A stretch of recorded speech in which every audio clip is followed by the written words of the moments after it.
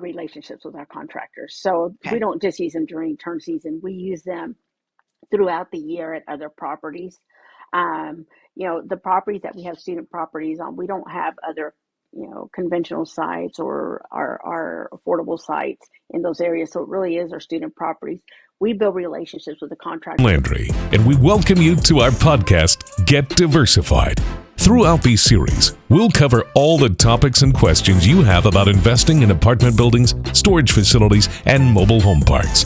Being knowledgeable in these areas will help you feel more comfortable about investing.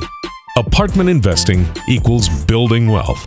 Building wealth equals financial freedom. Achieving financial freedom allows you to spend your time with building memories with your loved ones. Let's face it, time is the one element in life that is limited, and you don't. Welcome, everybody, to Get Diversified. I'm your host, Jacqueline Landry with Moreland Equity Capital, and I am here today with Cecilia, and we are going to talk about property management as it relates to student housing and more. So welcome, Cecilia. Welcome to the show. Well, thank you, Jackie. Yes, I wanted Jacqueline. This is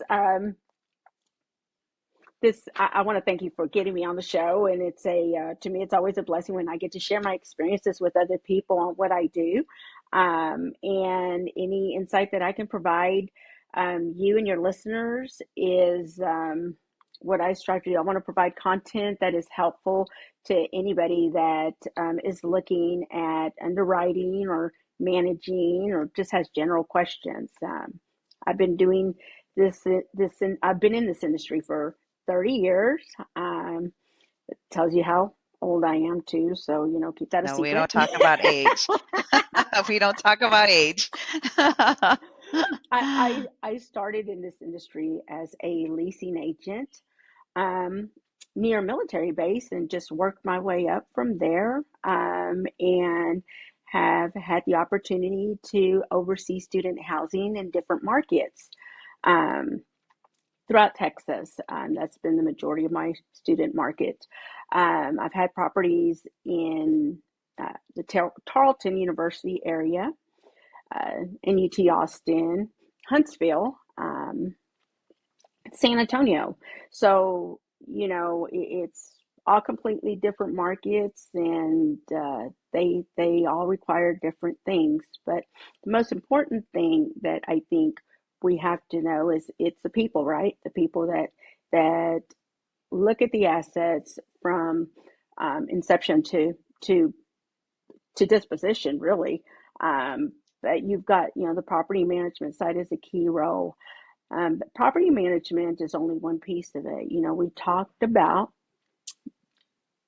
what to look at, and we had a conversation a couple of months ago. You were looking at a student property, and I kind of gave you Yep. my nuggets of what I see. So I think there's three opportunities, risk, whatever we call them, that we have to look at when we're looking at underwriting student properties, and that's really understanding the area, and understanding what what universities are in that area, what schools are in that area. Um, you've got uh, you've got seasonal risk, with student properties as well, and then you've got the operational side of it. And we'll start with understanding the area and what is happening with the universities or the colleges or even trade schools, because when you have tough times, unplanned tough times like COVID, you have to kind of adjust and improvise. Yeah. So How do you plan for that? How do you think the people had to pivot quickly during COVID? Because I can imagine there was a mass exodus of students from these units, or maybe not. I mean, so you were in there, so maybe you can share your experience. Was there like a mass exodus, or did people kind of stay in place and still do their online studying in the student housing? the majority of our students stayed in place. Okay. We had Tarleton. We had the property that was down the street from Tarleton University, and then some from the West Campus at UT Austin. So we try to diversify our pool when we rent and when we market. A lot of international students, graduate students. So it's not just that incoming freshman or sophomore, because a lot of times the freshmen aren't allowed to live off campus. So you've got those upperclassmen. They were the ones who really stayed in place. They had jobs, part-time jobs that they had to work at. And for a while there, when COVID hit, some of those food industries shut down. But then when they started going to pick up, then our people started going back to work. But there is no planning for that. Yeah. There is no way you can plan for COVID. You have to learn to improvise and be flexible and make the changes necessary. You have to take immediate action Yeah. to change your business plan. Yep. So I have a question. So what do you do from a screening standpoint? So you said that usually, freshmen aren't allowed to live off a campus, and I would guess that not a lot of students would have a lot of credit. So how do you actually go about screening the students for, to be able to get into and sign a lease? It varies. So I'll Okay. tell you, my Austin setup is a little different than my Tarleton setup because of the differences in, um, income and in that these students have or that their parents have. So it depends. Like we all screen for criminal, right? So it doesn't matter, Yeah. and you screen for criminal. The credit really becomes less relevant, and then it's Okay. based on where their income is going to come from that allows them to pay their rent.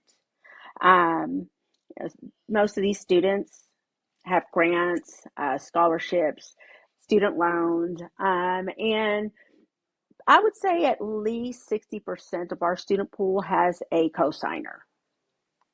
Okay. Good to So, know. And yeah. do you have each one of the beds in the unit itself? So if there's, three bedrooms in a particular unit, does each one of those people sign their own lease, or do you have like one lease for that particular apartment? I actually have them set up both ways. So Both at ways? one, Okay. yeah, at one property, I have it set up by beds. At another property, it's by apartment. So it really, again, it depends on the market, right? So how is it going to work for that market? The the ones that are set up by the beds, they take a lot more time. Um, Okay. you're matching people. And I say you are matching people. The property management company does that. But the reality of it is that there's a questionnaire in the software that makes that really easy. Um, Kind of like a so dating website. yeah, really it is. Okay. Okay. Interesting. um, Okay. and there's a lot of do's and don'ts that that the applicant puts in there. So you just have to take all that into consideration. That's probably the last step in that though, because really when we're looking at student housing, we look at, what has the history been there with the underwriting. Um, but then you have to dig into that because history is really important, as we all know. But what's to come is even more important. Are there going to be changes in academic programs that you're not aware of? Yeah, that it's not going to, it's probably not going to be listed, on the the marketing information we get for the from the seller. So it's things you have to dig up to determine how much risk is here, what's changing, is there going to be another program added or programs taken away? What's the enrollment looking like? A lot of that homework is already done there, so you just have to go find the places to pull it from. Look at Interesting. I hadn't listen thought about that before. Yeah, listen to the local news stations and read the local news articles on what's happening in the area and reach out to the different student groups to see what they hear because that's where all this information really comes from. Right. Yeah, good points. I wouldn't even think about like listening to the local, the local radio stations, or getting on some of the like the social media sites and Yeah, figuring that out, and hearing what the buzz is, as it relates to education for that particular school, because I can imagine some of them are probably going more online, versus not, or maybe changing strategic direction, and that can all impact the occupancy of the student housing building. absolutely. And those are Awesome. things that you have to consider, that you don't think about when you're looking at buying these deals. You're looking at the numbers, and the numbers may seem great, but what if there's a program that's shifting the majority of its classes to an online program? Or what if there's regulations that are changing that are going to change the enrollment, future enrollment. It may not change the current enrollment or the next semester enrollment, but if there's regulations or rules that are put in place, it may change the future enrollment. So those are things you have to consider. Yeah, and that's interesting. So I don't know if you know, my husband's a professor, and he teaches online, and I know that he's gotten a lot of folks reaching out to him saying, "Hey, we're putting more and more online." It'd be interesting to talk to him and saying, "How much more online classroom teaching do you think there was, based on when you started, 15 years ago?" Yeah. It'd be interesting to see that, and how that actually impacts student housing. So that's great. So that was like one of your first risks, is like understanding your area, by doing some of those things that you said. And then the second one, I'm looking at the notes here, is the seasonality risk. So Yeah. I know that students don't typically go to school all year, or unless it's mostly fall and spring. But talk to us a little bit more about what else we should be looking at besides just that, which the normal person would already know. Well, are the leases set up on a year, school year to school year begin or school year end? Or are they set up by semester? Because if they're set up by semester, then you may need to rethink the situation. The majority of ours are set up from the beginning of the school year to the end of the School to school end. year. Yeah. And then we will have a certain amount that we set, um, to end in December, just because we know that we're going to have graduate students, or things that are going to happen at that time of year. So it allows a certain amount of leases to expire during that time period. And those Okay. typically we allocate to those people that have stayed in their units, have lived out their college life in at one of our properties. So we give them the benefit of, if they graduate in December, they get to end their lease in December. Okay. But those are things for you to look at when you're going through. Seasonal leases and seasonal terms can be tricky, and you really have to be able to manage them, because if your property is not leased out before that semester ends, previous to the new semester, you're going to have a hard time. You really need to Yeah. be pre-leased and have all those leases signed.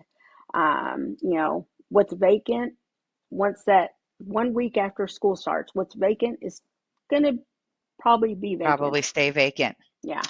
Ah, So, that's a good point. um, and And turning what do you do? units.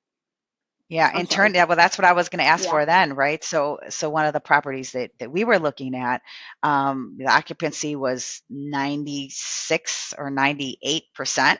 And so, after I went to look at the outside of the property, I said, oh, well, it needs probably at least $1 million or $2 million in capital improvements, or improvements to the property.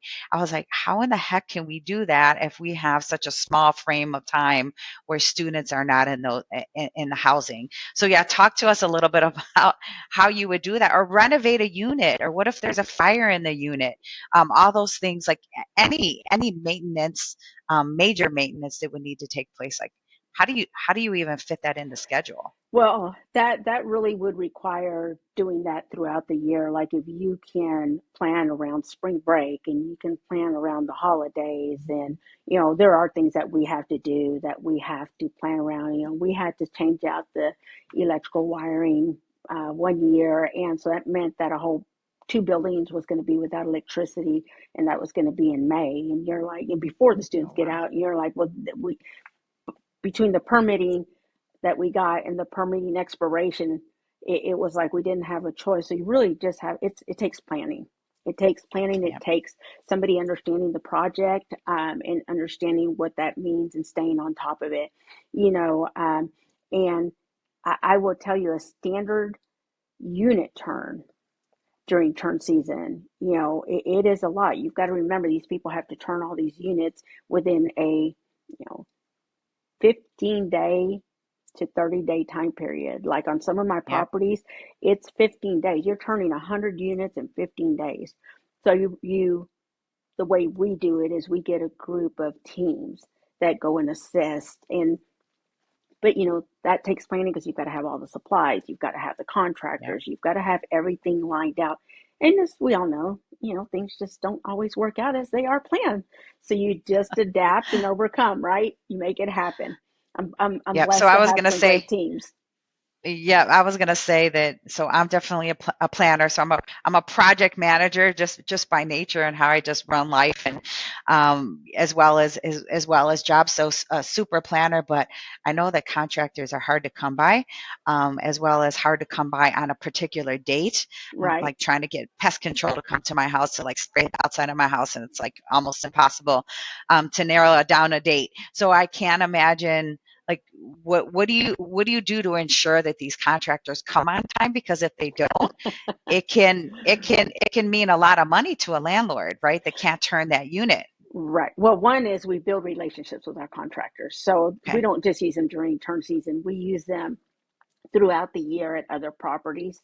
The properties that we have student properties on, we don't have other, conventional sites or our affordable sites in those areas. So it really is our student properties. We build relationships with the contractors in our other areas, and then they pull their teams into that area. So they're making money from us year round, and they understand the importance of our relationship.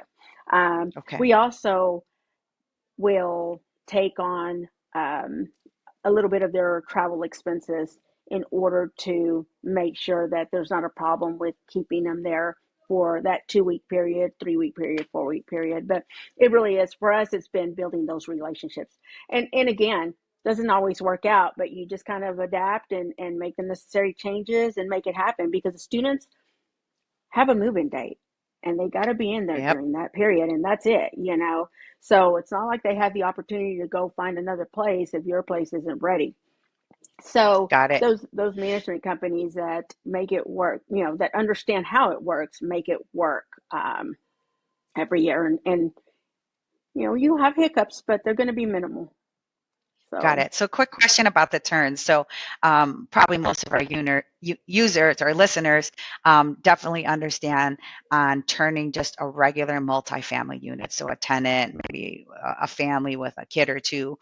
Is there any difference with turning a unit for student housing, right? I can imagine there's a little bit more partying and stuff like that. So is it more expensive, or is there more involved with turning units in student housing from just a regular multifamily building that contains families? it's yes, there is a little bit more work. Okay. The wear and tear is there. There's not necessarily, holes in the walls or other, big tears in the carpets. It's more of the faucets, not not being there. Wow. I say that's extreme. Okay, that is extreme. But the residents that go into these units typically don't have the handyman experience. They're there, Yeah. um, looking at the book. So, they're really, now I will say, like, there's faucets that, keep spinning and spinning and spinning. Then you look and like the water's been turned off. Well, somebody turned the water off underneath us. Those are the things they don't know how to fix. The garbage disposal that could have been salvaged, or, had they just, called it in. That's the other thing, if they can't do it Yeah. on their phone, they're not going to call it in. So your technology has to be top notch. They have to be able to communicate through technology 100% of the time. Got it. So I So, know the traditional system of doing that, right? So when I lived in an apartment, I put in a ticket and they'd get to it within, depending on how urgent it was, they'd get to it, right. in a day or a few hours or whatever have you. Is there like new technology that's better to be used rather than the old ticketing system from years and years ago? Like, I mean, is there someone available on chat? Like, how can you? You can actually Is have there it set is up. there a difference? Yeah, you can set it up however you choose to with this technology Okay. that we have available to us. In my office, you're able to communicate with them via chat. They can reach us via chat. Now that chat does go to a bot after certain hours, but throughout the day we've got just regular chatting that can go back and forth. And I will tell you, like, um, it doesn't matter if we're in the office; they're not going to pick up the phone. So, Yeah. you have to have all, you have to have the technology necessary. All these software companies that Resman, OneSite, Yardi, Entrata, they all provide the student housing modules that you can use. Well, I don't know if one of them does that. I'm not sure Resman does, but the rest of them do. So, Okay. and they understand it. They were just there putting in the data, and then we analyze the data. But yeah, they go through, they carry it on their phone. You know, they text messaging has been the way. Now I will tell you, like, I am looking at different options for our students to pay, because with Venmo and Cash App and all that, Yep.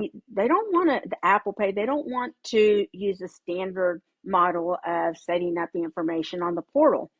You know, in the past 6 months, we've had to adjust our ways of saying, okay, well, this property over here, we're seeing a difference in the timeline that people pay their rent. Instead of the first, it's the third. It's because it's harder for them. They don't want to do it that way. They want to, Mm. they want to Venmo it to us. So, Yeah, well, that's important to know, you especially know, with the young folks out there, and they yeah. want everything faster and easier than it was before. So that's a great point. So let's move on to this third one, which you said another risk was the operational side, and I'm guessing you're going to talk a little bit about some of the things that you've already pointed out, but talk to me about what you mean from student housing can be one of the big risks could be operational. Well, if you don't have the right management company handling the asset, then you run into a whole lot of different things, right? So you've got to make sure that whoever is there understands what these students need and what the parents need, but most importantly, what the students need, right? Because if the students are Yeah. happy, then they leave the parents. The parents are like, okay, well, they're being taken care of, but really, it's somebody in the office who is able to understand uh, their needs. And that can mean a whole lot of different things. Okay. On one asset, I have somebody who is tech savvy, who can, you know, run a sprint on her phone, and everybody's fine. On another asset, that's not what those residents want, those students want. And it's a different Got it. student. It's the upperclassmen, the graduate students. They actually have somebody who is more attentive to them in a face to face communication style. But the management company has to understand who's living there, what their needs are, the majority of them, and no matter who it is, they all want to feel like they're part of something. um, Absolutely. Being part of that community and making sure that the management company sets up the events, stays in contact with the events that are happening at the universities that our students attend, is crucial, because you can advertise those. You can Uber kids over that don't have cars. A lot of our kids don't have cars. I say kids. Yep. Our bars Yep. don't have cars. So then you find ways to help them help themselves, especially when it's their first year living off campus. But that's really key. Controlled access to the property. For these students, I have found that they really like the controlled access. So whatever that means for the asset. If I'm looking at buying and underwriting a property, a student property, I'm going to see what is it that they currently have and what is it that we could provide that isn't being provided. Can we provide, the smart locks, smart home packages, whatever it is that would improve their way of life. But then you got to remember, you've got three different households. And like if you have a 3 bedroom, you have a three different households if you're leasing by bedroom, right? So Yep. the management company has to be able to understand, like, okay, am I when I do this, when I'm leasing by the bedroom, do I have three different mailboxes? Or Yeah, good point. is this one mailbox and these people had to share? And then you have to figure out what's the solution to that, because there's rules and regulations to that. So when people are buying assets, they don't really think about all those things until they purchase a property and they're in there and they're having these problems. So Yeah, I'm actually writing this down, Cecilia, because we're looking at a particular unit that's, you know, uh, 3 bedrooms, 2 baths, and I've never even thought to look at the mailbox situation, right? yeah. But yeah, those little things are great to talk about. Wow. And so, what kind of things do you do to make your tenants happy? So obviously, as multifamily investors, which includes student housing, um, we're there to make our tenants happy, right? Improve the area, and the community. So, what are some of the things that you see resonate well with student housing, and the students that live there? Community events, hosting Community events. Okay. the amenities for them, that allow them to not have to go off site. So, the ping pong tables, the cornhole, we haven't done pickleball anywhere because, that's a whole new thing now. But Yep. we have an area that I was looking at when I was in Austin last week, and I was like, wonder if this is big enough. But those are the things you do. We have fire pits, we have grills, we have outdoor TVs. Yep. So it's making them feel like they're part of something, and communicating with them. Like when they reach out through technology, they want you to provide an immediate response. Quick. I was going to say quick, within a few seconds. If not, they're like, hello, are you there? I get it. You just said that. Yeah, I got it. I got it. All right. Well, wow, that's good. So I'm just going to repeat again. So understanding your area with respect to student housing, seasonal risk, as well as operational risk. And Cecilia provided us a whole bunch of examples and details, on how to do that. So, Cecilia, let's transition to, your career path from, being a leasing agent, to tell us a little bit about where you are now, and what's next for Cecilia. Well, I'm the president of a management company, and so I've overseen properties, luxury lease up, affordable properties, and affordable that's a whole nother industry that we need a different podcast to talk about. But Okay, booked, no problem. Um, but really, what's next for me is, I made the decision to start investing into my own deals. So I've become a limited partner in some deals, and have started doing underwriting for, opportunities that are out there. And that's really what's next for Cecilia, is being part of teams that want to make a difference and want to make a change and want to improve the life of others. And that's on both sides of the spectrum. It's not just Yeah, the investors, it's the residents as well, the community as well.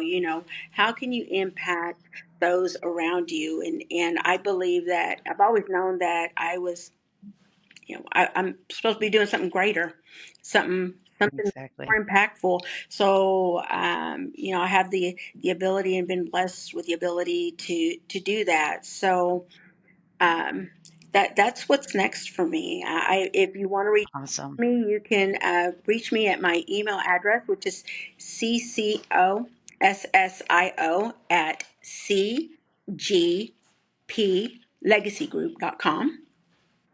I don't have my Facebook page. Right now, you can find me under Cecilia Cossio on Facebook and Instagram. But I'm always here if anybody has any questions or needs insight on the property management field. I'm always willing to give some insight. That's awesome. Well, Cecilia and I are part of the same mastermind group, and we were together just this past weekend. And I think one of the things that one of the people in our group talked about was stewardship, right? So we are the stewards, right? We're making sure not only that as investors that we make money. So obviously, that is something that's near and dear to our hearts, but it's more than just making money, right? It's making money and good decisions for the people that invest with us, making tenants' lives better, as well as our communities better. So having people like Cecilia and her company on our side is what every savvy investor wants, because the more that the property management company has everything together and is thinking about all these things that Cecilia said, the easier of a life that we have as general partnership team that's overseeing the asset. So definitely want more people like Cecilia around, because I'll tell you folks, if you don't have the right property management company, not only can you lose a lot of money for yourself and your investors, tenants will not be happy, and so on and so forth. So it's just an overall not good experience to have. So again, Cecilia, thank you so much for joining us. And again, you guys know where to find her. And just want to thank my listeners for listening to this episode of Get Diversified. And if you haven't subscribed, please do so. We'll see you all next time. Thank you. Bye-bye.